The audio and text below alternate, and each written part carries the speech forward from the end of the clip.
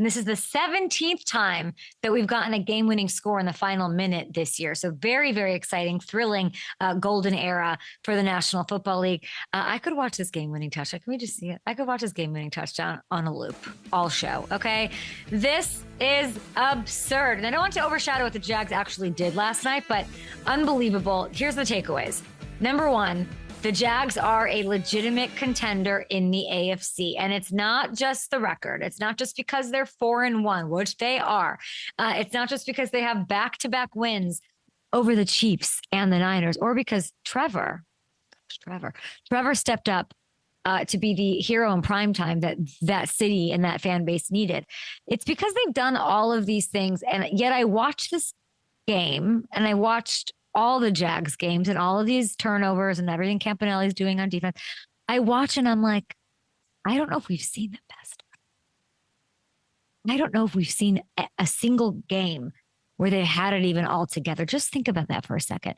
Think about all the highlight plays without mixing in the weird screw-ups and delay of game penalties, which, I mean, should stop as Trevor masters this new offense, and I think it will. Travis Hunter had not really been a huge factor in ththese wins on this way to this 4-1 record until last night. This game sort of felt like, oh, is this like the beginning of the story for him? Is this like, oh, here we go, let's get in a groove here. And it feels like it might be the start of something special for him. Brian Thomas Jr. finally started looking like the top 5 wide receiver that we know that he has the talent to be. Now, Liam Coen has really turned things around in short order. But it kind of feels like, I don't know if it feels like this to you, like it doesn't feel like, oh, a team that's going to trail off. It actually feels like a team that hasn't yet reach what their ceiling is, at least for 2025. Am I being too crazy? Coughlin will probably tell me yes or no if I'm not being realistic, if I'm putting too much pressure on them with a new head guy in charge. But that's my takeaway, is that they are crushing. They are a contender. And I think that it's not going away. I think it'll get even better. My second takeaway quickly, Devin Lloyd.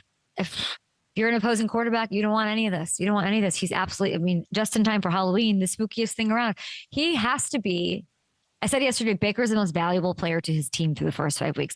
Devin Lloyd is the most impactful defensive player in the NFL to start this season. And you cannot, I guess, Benito, you could fight me on this, but not after this 99-yard pick six last night. Oh my gosh. To make this play, do we have it? Yeah, in the end zone. Okay.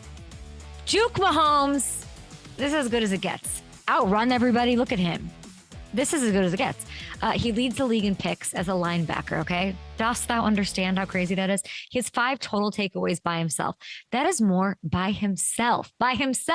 More than the Packers, more than the Jets, more than the Ravens, more than they have as entire teams combined, which is crazy. By the way, Defensive Player of the Year, if you're interested in that kind of thing, still not getting the love. Not at all. FanDuel Sportsbook overlords. Figure it out. Winds of change.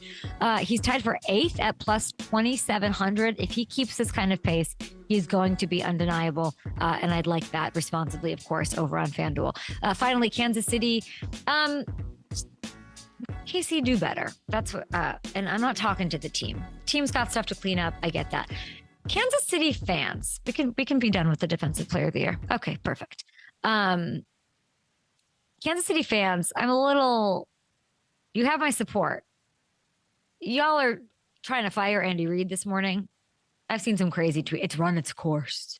Sometimes you just need a switch. We're firing Andy Reid after last night. What are we talking about here? And I know that it's a vocal minority and representative, not of the entire fan base, but there's a clean house Twitter that is happening right now that has to stop. Did barely facing any regular season adversity in the last 8 seasons warp some of your brains potentially? My goodness, like it is insane. Messy performance. They got a lot to clean up, of course. I'm not going to sugarcoat it, but let's take a look right now at some of these miscues.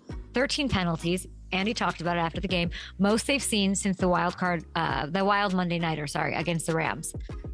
Way back when, pre-COVID, long time ago. That's the first time they've blown a 14-point lead since the 2021 AFC Championship game against the Bengals. The first time that they've outgained an opponent by 150 plus yards and lost since 2019 against Tennessee. And that is the first time ever Patrick Mahomes has thrown a pick six in the red zone. It was my world stopped seeing that. It was insane to watch that. This is not Andy Reid, Patrick Mahomes football. They of course know that they have to be better, but I am low key, I wouldn't say impressed. We saw I'm encouraged. I'd say that long term from now on. The offense looks explosive again, doesn't it? It was sloppy, but at least they looked explosive. They're going for it. You can be mad at Chris Jones for his effort. You can be mad at Butker for kicking the ball out of bounds. I don't know what's going on there, but we're certainly monitoring it. But we're not slandering Andy. We're not doing that. This is an aberration. The team's going to figure it out. And from Kansas City, you want to know something? If you're a Kansas City fan this morning, why don't you stop trying to fire your Hall of Fame coach? And why don't you look at some perspective for breakfast here? Have some perspective in that the Chargers and Broncos have not exactly taken advantage of the opportunity, okay? The Chiefs are just a game back of the division lead. LA's gotten bad injury news on bad injury news. Amari and Hampton now missing the next 4 weeks. Chargers still favorites, of course. Kansas City, a close one, though, at plus 185. Big picture AFC as we go to break here. Colts in the lead for the 1 seed. Love that for them. Love that for them. Maybe Coughlin will have something to say about Daniel Jones, of course, and we kept a watchful eye on him while he was a Giant, I'm sure. Steelers winning the North. Jags tied for the best record in the conference. Patriots in a playoff spot. Love this. And the Ravens and Chiefs nowhere to be seen here, which is the kind of chaos that I would love to have continue for at least a little bit. Okay.